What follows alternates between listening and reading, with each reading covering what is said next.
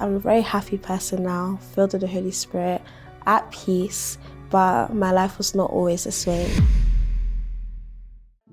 I grew up in a very violent environment. From when I was in primary school, I had a lot of anger building up inside of me, and I didn't really know how to release it in a positive way because I never saw that in my environment. So I grew up already wanting to fight people, already sort of having this hatred towards myself. When I got into secondary school, I thought that I could try a new start, but because I didn't know how to still deal with that young girl that was on the inside, that was angry, that was hurt from many things growing up. And that's when the self-harm really started. And it was really in the most silliest scenarios. If I got angry, if I got too angry, if I got too upset, if I felt guilty, I would self-harm. I'll begin to cut myself. I'll begin to take pills. I didn't know a way out of it. So I took that sort of into the world and tried to find things to sort of cover that pain. I was about 13 when I tried smoking, when I tried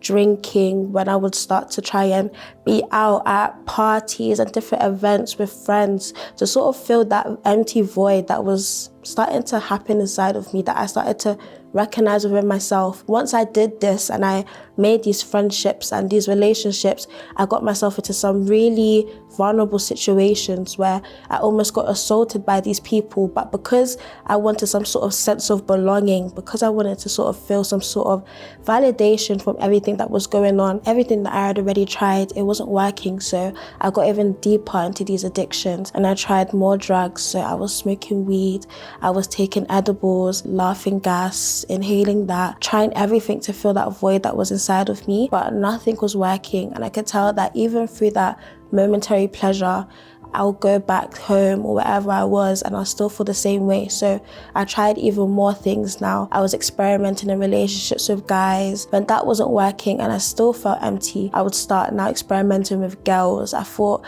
being with girls, they're more emotional, they understand. None of that worked. So I felt like I tried everything, but nothing worked. So I was just started thinking, what can I do now? I was sunk into such a mental battle in my mind, and I had spoken to school about it at the time, so they would sort of refer me to learning mentors, counselors, external sort of children. I would speak to these people, but at the same time I felt like all these labels and all these conversations, but when I would leave these places, I still felt the same. And it was like, would life really carry on like this? I got to a point where I felt very stuck.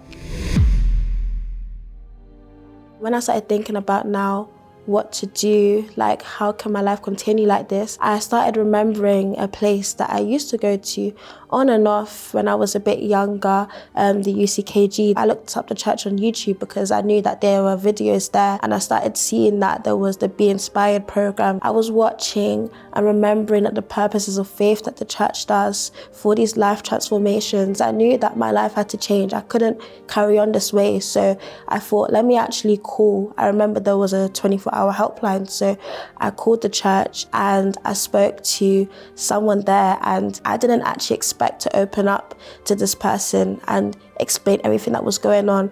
But I did, and they directed me back to the church. I went, and when I came, I thought, let me just give this place one chance to direct me, to see if my life can actually change like I'm hearing it can. I started coming more, I started listening, seeking advice, and then that's when I knew it's not just me coming to church. I understood that I had to surrender completely to God. The person that I was now, I had to begin to empty myself. At the same time, I was seeing a campaign of faith that was happening in the church, and I was learning about sacrifice and what it was to actually sacrifice myself and all that I was to God. I started to cut off things, to cut off desires, the friendships that I was keeping in the world. I had to completely empty myself of these things of the world so I can actually begin to see what God wanted, who God wanted me to be. Because once I started cutting off these external things, I started realizing things within myself where I was empty. So I started giving to God even more. Even the way that I saw myself,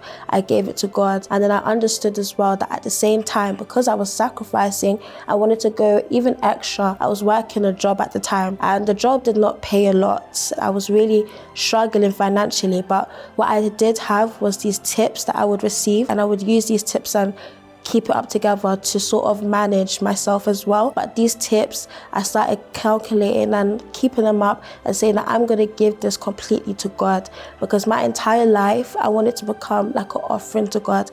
I want to be able to give my God my best. So as I was building my sacrifice and surrendering everything to God, and I had my envelope and I went there and I placed it on the altar, I knew that it wasn't just the money in the envelope I was placing, it was actually my entire life. All that I was now was in that envelope, as if I became this offering to God.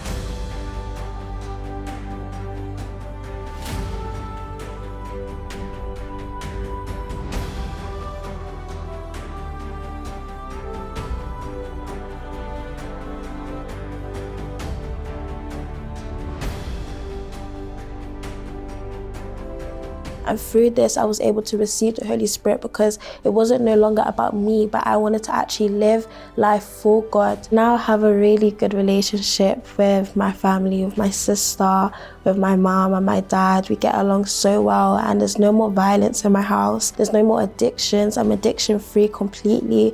I don't feel suicidal. I don't feel anxious or depressed. Through everything that I did, through the campaign of faith, through the surrender, I was able to see a complete transformation inside of me, but also externally now, what I can actually give to others as well.